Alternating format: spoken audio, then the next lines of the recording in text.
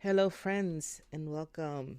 Today, I am going to be sharing with you 7 tips to stay frugal during inflation, an update on my sinking funds, and how my family is coping and adjusting to inflation.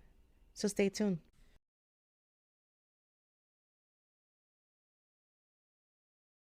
So, in this video, I am going to create a printable, a quick checklist for you guys, and also go over my washing machine savings tracker, and in the meantime talk to you about tips to stay frugal during inflation and what I am doing to cope with this inflation.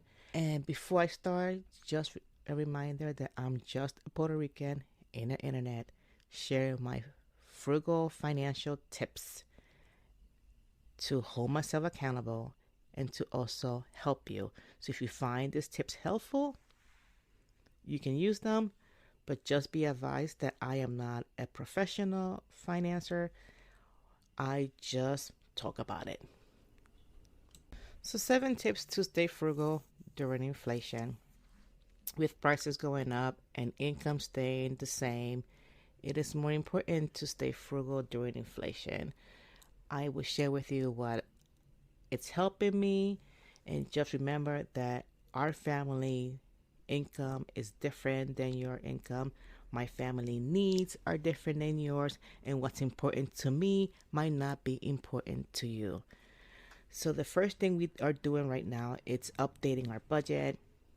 We have changed and made drastic changes to our budget since the beginning of the year. And I suggest you start by looking at your budget and see where you can cut back in your spending. Another thing that we're working on is finding ways to save more money.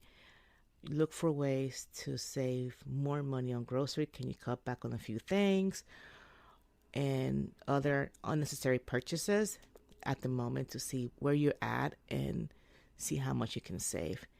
Another way that I have been really working on is finding ways to make more money.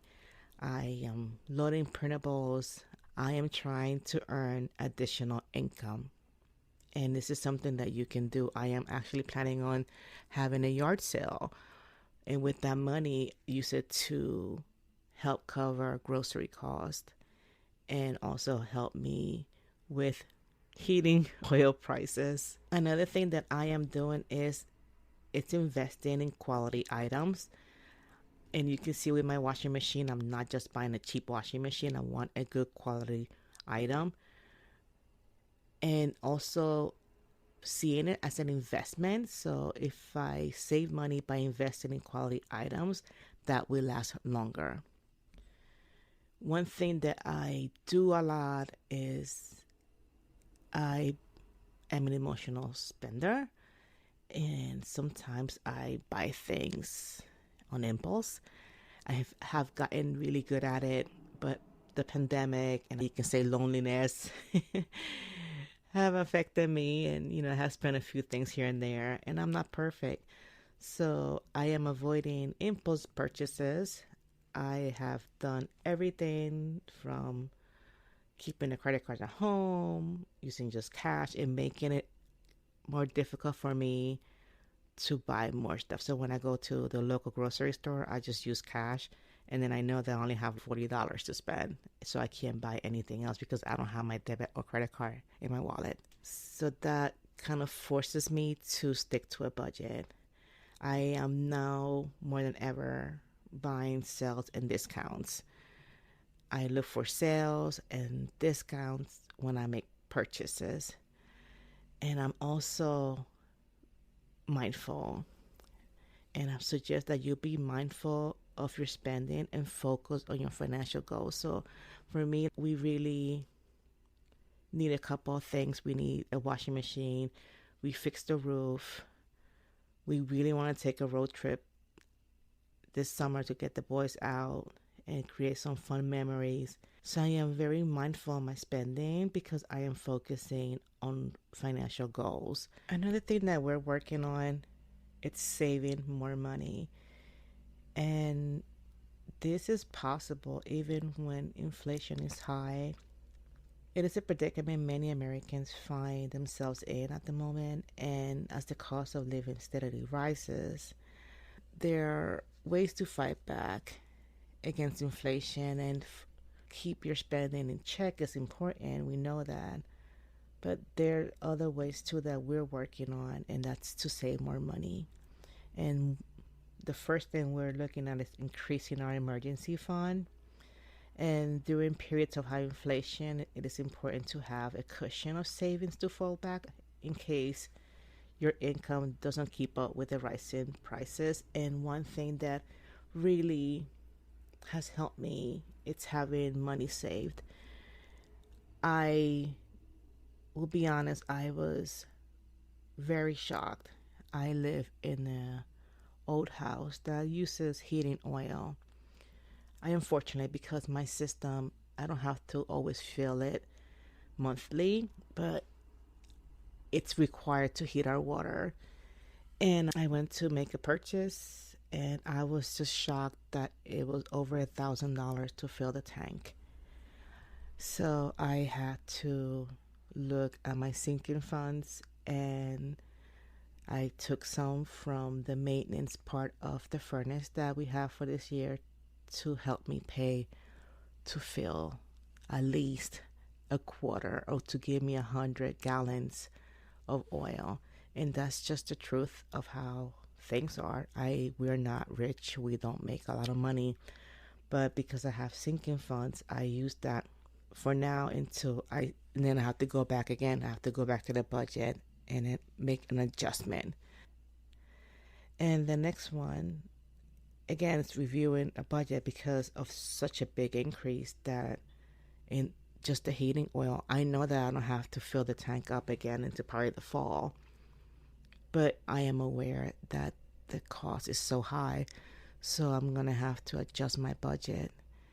I will continue to invest. I think for us, you should never stop investing. Investing is a long-term goal of ours. But if I'm going to spend and waste money, then I might as well just also invest it. Another thing too that I am really going back to, it's clipping coupons and shopping around and then taking that money that I'm saving and put it towards my savings account. So that's another way to save money. We are avoiding that, and not that I'm shaming anyone for having that. I just don't want to get into that at the moment. Taking too much debt can be a major burden right now, especially with high inflation, and interest rates are going up too. We are making major changes to and saving money as we have 2 trucks and a van, and they're pretty old. So the van saves the money. My husband uses the van to go to work and I stay home. And then if I need something, I don't get in the truck. Strategically, how I go out to shop, there's things that can be delivered to my house. Walmart, for example, can ship a lot of things for free that won't cost me extra. So I'm using that. And I am also, if I have to go to a certain part of town, let's say for a meeting or something, then I go food shop.